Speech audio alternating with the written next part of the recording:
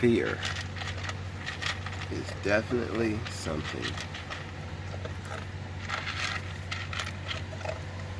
that we need to learn to control, but it's hard. Let me tell you a story.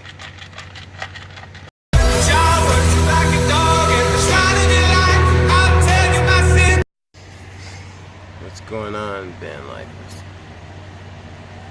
You know, last 2 days for me, driving through Colorado, up the hills and around the bridges, and that was pretty scary. And to me, Utah was just as scary, because Utah, we're going up the mountains and going around the curves and going down curves that don't have any railing, and it's just rock drop-offs. And the scariest thing about that is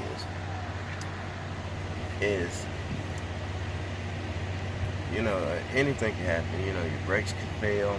Having a broken sway bar is not good going around those curves like that, because your car can roll, especially with those really high winds. And some of those winds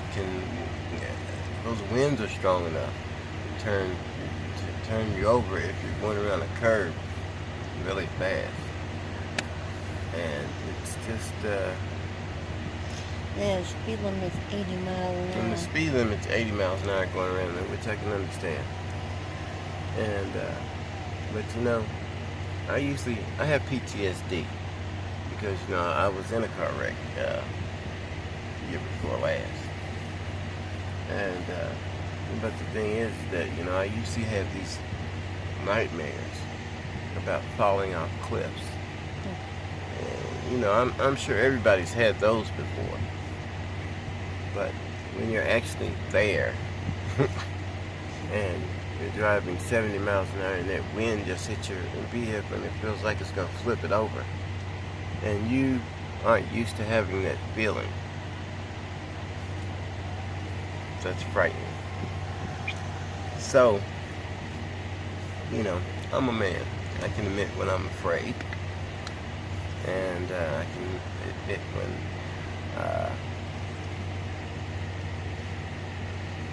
there's something about driving over cliffs that I don't like. I don't like walking over bridges. I don't like doing any of that.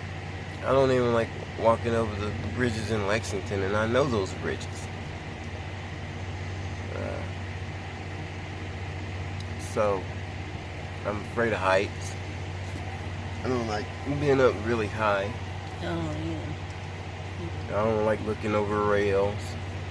And there was a couple sitting on the cliff edge at one of the rest stops yesterday, just sitting there and just ha ha ha ha ha, yes dear, all that bullshit. And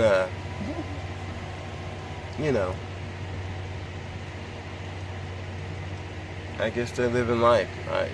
If the wind blows hard enough, maybe they'll catch themselves, and I don't know. But other than that, the journey's been great. We've had a few mishaps. We drove 4 hours out of the way yesterday, and it was a mistake. But we'll make up for it, because this is a van life journey, and we're van lifers, so at least we're not stranded away from home. We have our home with us, and watching other van life videos made me realize that. Especially when the lady said that she broke down in Albuquerque. I was just watching one of Bob Wells' videos. She said she broke down in Albuquerque, New Mexico, in her minivan with her dog. And she said that she didn't feel comfortable where she was, So she had her van towed to the next town, to a Walmart. And the Walmart was generous enough to let her stay there. And she bought another van, which was a lot bigger. It's the video me and you just watched. And, she said that the whole time she was stranded, she realized that, hey, she didn't have anything to worry about. Her home just couldn't move. She was like regular folk now. But anyway,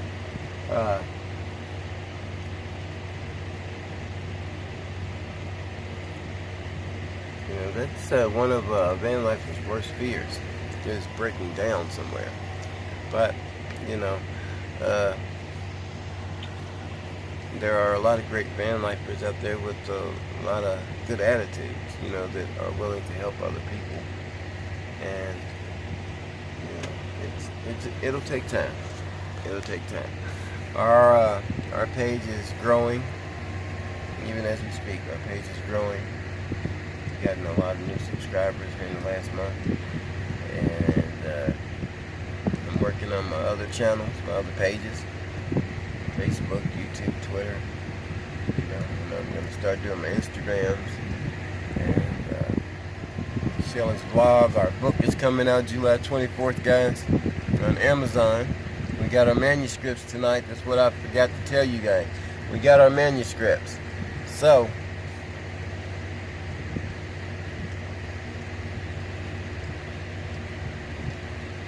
we're all good.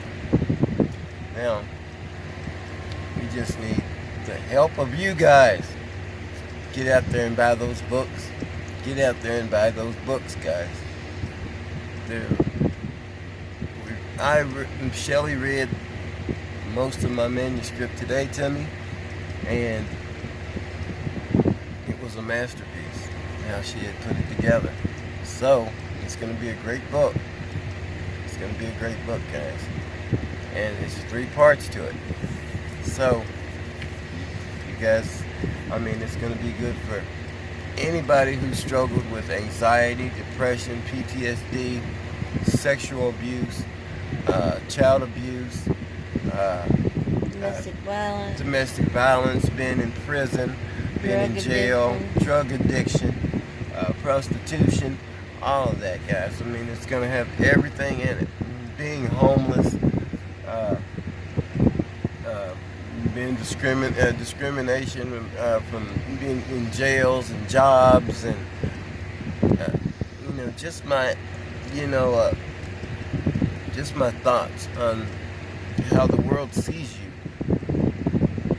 in a different light when you're from a whole different world. And that's the reason why I became a van lifer. And so I can see and explore the different options that are out here instead of being stuck in one town, where everybody knows who I am, who we are, and like most of our friends say, it's opportunity for us to do different things. And we're working on, trying to figure out ways to make money while we're on the road, whether it be donating plasma, whether it be odds and ends jobs, small things like that. But we would love to be able to do live videos on YouTube, so we can explore and show all the sites and let you guys know what we're really doing in real time, so we can talk to you guys and share everything that we have to offer, especially when the book comes out, because we're going to be buck wild then. And let you know the updates on the van, how it's doing, what we plan on doing to it, if we plan on getting another van, if we plan on souping this one up, whether we plan on getting cargo, camper, yada yada yada. We do plan on meeting up van lifers if we're still here in Utah next month at the Van Lifer Convention. So, we we've got a lot of things that we have to think about as van lifers. And, you know, of course, you know, money is an issue too.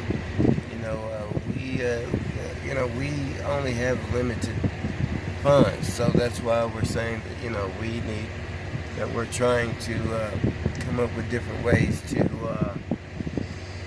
make money while on the road and be more independent. But yeah,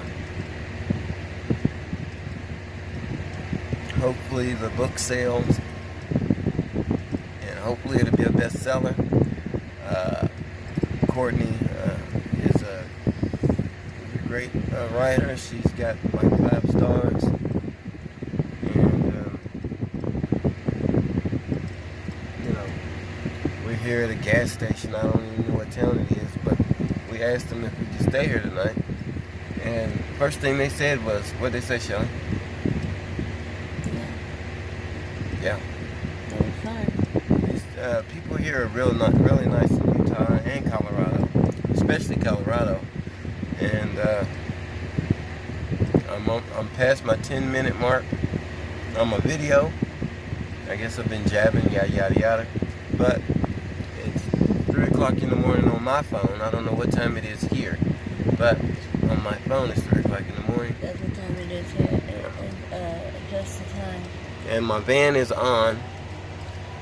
Because I have the lights on, I'm scared to run my battery down, so I always turn my van on when I turn on my interior lights. This battery that we just got is a new battery. The old one we had was new, but it seems like this battery is a lot better than the last one, even though it's a cheaper battery.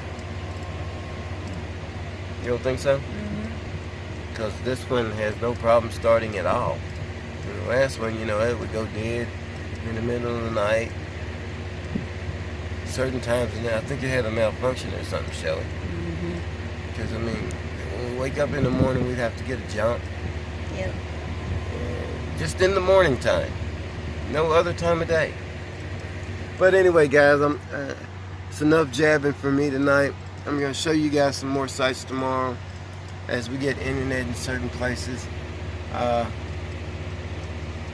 Anyway, if you guys would like to help out the Wofford with gas money or Some food or drink. food, drinks, We're about out of drinks. We got one or left. send us anything, batteries, solar panels, anything you want to send. Strictly up to you, but we could always use your help. We love our subscribers, we love our friends, we love our family. God bless you. I always believe in God. Put Him first, then your family, then yourself. I love you. Wofford's Journeys, keeping up with the Woffers, and it's all about bully.